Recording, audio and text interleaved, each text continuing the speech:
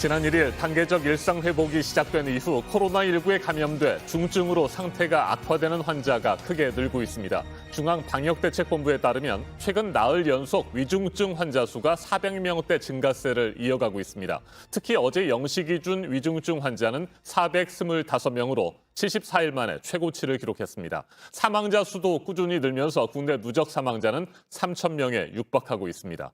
델타 변이 바이러스가 여전히 위협적이고 백신 접종을 마쳤지만 코로나19에 감염되는 돌파 감염이 잇따르면서 위기감이 커지고 있습니다. 단계적 일상 회복과 방역 완화에 따른 확진자 폭증이 현실화될 경우 의료 체계에 큰 부담이 예상됩니다. 네, 수요일인 오늘 발표되는 확진자 수가 또 크게 늘 것으로 보이는데요. 2,400명 안팎이 예상됩니다. 하혜빈 기자입니다. 어제 0시 기준 코로나19 위중증 환자는 425명을 기록했습니다. 지난 8월 27일 이후 가장 많습니다. 최근 일주일간 평균치와 비교하면 30명 가까이 늘었습니다. 누적 사망자는 3,000명에 육박합니다. 확진자도 큰 폭으로 증가했습니다. 어젯밤 9시까지 집계된 전국 코로나19 신규 확진자 수는 전날 대비 500명 이상 늘어 총 2,064명입니다. 중간 집계를 하지 않는 부산 지역과 자정까지 늘어나는 확진자 수를 감안하면 오늘 발표될 신규 확진자는 2,400명 안팎으로 예상됩니다. 고령층 환자들 사이에선 돌파 감염과 위중증 환자 비중이 더 높아지고 있는 추세입니다. 최근 2주 사이 만 18세 이상 신규 확진자 중 백신 접종을 모두 마친 사람의 비중은 48%를 웃돌았습니다. 방역당국은 시간이 지나면서 백신 효과가 떨어지고 있다고 설명했습니다.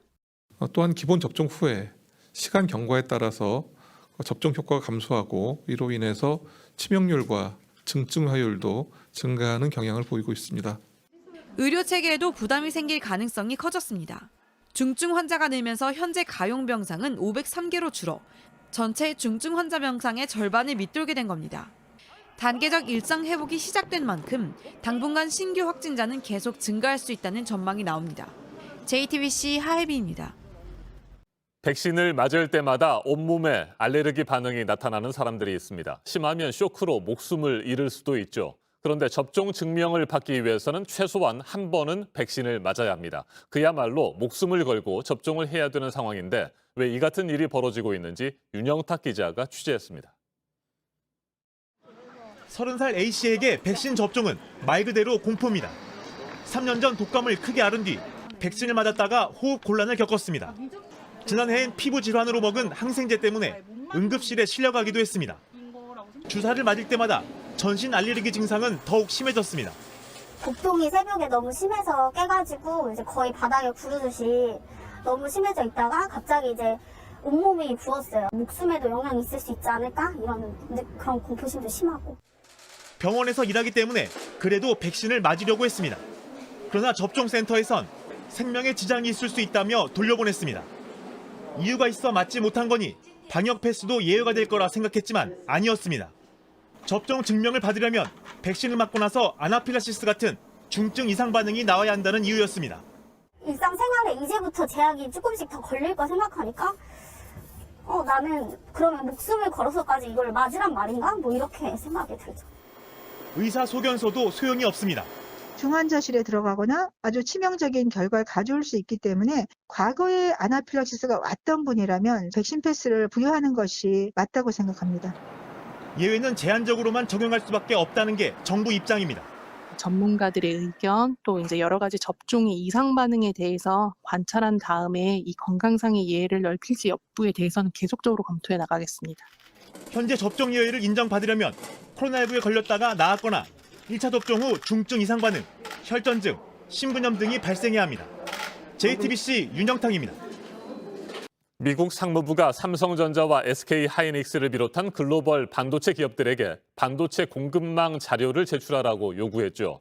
재고와 주문 판매, 고객사 정보 등 기업의 민감한 정보들까지 요구해 논란이 됐는데 이 문제와 한미 통상 현안들을 논의하기 위해 문승욱 산업통상자원부 장관이 워싱턴을 찾았습니다. 문 장관은 국내 반도체 기업의 공급망 자료 제출이 미국과의 공감대 속에 이루어졌다며 미국의 추가 조치는 없을 것으로 전망했습니다. 워싱턴에서 임종주 특파원이 소식 전해왔습니다. 워싱턴 덜레스 공항에 도착한 문승욱 산업통상자원부 장관은 국내 반도체 기업의 자료 제출과 관련해 우리 입장을 미국 측에 전달했다고 말했습니다. 우리한테 부담이 되는 정보가 제공이 되는 건 문제가 있지 않느냐라는 지적이 많이 있어서 저희가 여러 통로를 통해서 미국 측에 그런 사실을 전달을 한 바가 있고, 그런 공감대 속에서 기업들이 적절하게 판단해 자료를 제공한 것으로 알고 있다고 덧붙였습니다. 그런 만큼 미국이 정보를 더 확보하려고 국방물자 생산법 등을 발동하는 등의 추가 조치는 하지 않으리라고 전망했습니다. 초기에는 그런 얘기가 있었는데 지금은 어느 정도 공감대 하에서 자료 제출이 기업하고도 될 걸로 알고 있고, 저희가 그런 예상은 되지가 않는데. 문 장관은 지나 러먼도 상무장관과 제니퍼 그레놈 에너지 장관을 차례로 만나 반도체 공급망 문제를 비롯해 한미 간 통상과 에너지 분야 현안을 논의합니다. 앞서 삼성전자와 SK하이닉스는 미국이 요청한 반도체 공급망 자료를 하루 전 마감일에 제출했습니다. 고객 정보를 포함해 민감한 내용은 빼고 제출 자료에도 모두 기밀 표시를 한 것으로 전해졌습니다. 미국은 지난 9월 반도체 부족 사태에 체계적으로 대응하기 위한 것이라며 삼성전자와 SK하이닉스 등 글로벌 반도체 기업들의 재고와 주문, 판매 등의 자료를 제출하라고 요구했습니다. 워싱턴에서 JTBC 임종주입니다. 현대차와 기아차의 차량 안전 문제를 내부 고발한 전직 현대차 직원이 미국 당국으로부터 282억 원이 넘는 포상금을 받게 됐습니다. 미국 도로교통안전국은 공익 제보자가 숨겨진 안전 문제를 밝히는 데 중요한 역할을 했다고 밝혔습니다. 도로교통안전국이 공익 제보자에게 포상금을 지급하는 것은 처음입니다. 박지윤 기자입니다. 현대차와 기아차의 안전 문제 정보를 제공한 공익 제보자는 현대차 김광호 전 부장입니다. 현대차에서 25년간 엔지니어로 근무한 김광호 씨는 현대차가 셋더2 엔진의 결함을 알고도 적절한 조치를 하지 않고 있다고 판단하고 2016년 미 도로교통안전국과 한국 정부에 제보했습니다. 야기시키는 주요 인자에 대해서 명백하게 회사 내부에서 정의한 자료들이 차고도 넘칩니다. 김 씨는 2016년 영업비밀을 유출해 산해 규정을 위반했다는 이유로 해임됐고 검찰 조사도 받았습니다. 미 도로교통안전국은 김 씨의 정보를 토대로 조사에 착수했습니다. 그 결과 두 회사가 세타2를 장착한 160만 대 차량에 대해 시기적으로 부적절하게 리콜했다고 보았습니다. 또 엔진의 결함에 대해서도 정확하게 보고하지 않았다고 판단했습니다. 지난해 11월 도로교통안전국은 현대 기아차에 과징금 8,100만 달러를 부과했습니다. 그리고 제보자에게 지급할 수 있는 최대치인 과징금의 30%를 김 씨에게 지급한 겁니다. 2,400만 달러, 우리 돈으로 282억 원이 넘습니다. 이는 전 세계적으로 자동차 부문에서 지급된 가장 큰 금액이라고 김 씨 측은 밝혔습니다. 김광호 씨는 결함 있는 차들의 소유자를 보호하기 위해 자신이 감수한 위험을 보상받게 돼 기쁘다고 외신을 통해 소감을 밝혔습니다. JTBC 박지윤입니다.